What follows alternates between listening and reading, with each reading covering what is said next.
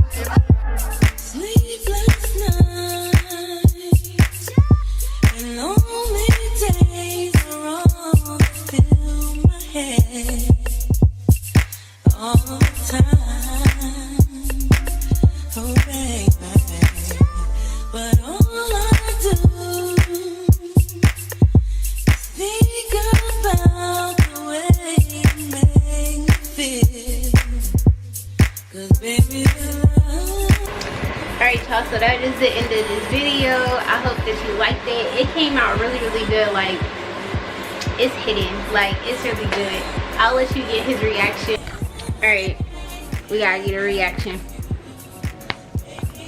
Don't do that.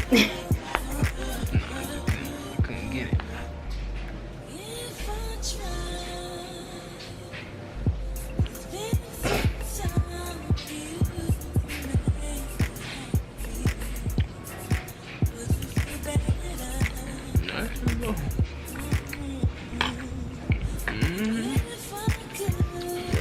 Good. But make sure that you like, comment, and subscribe. And if you want another video of me cooking something, just leave it down in the comments.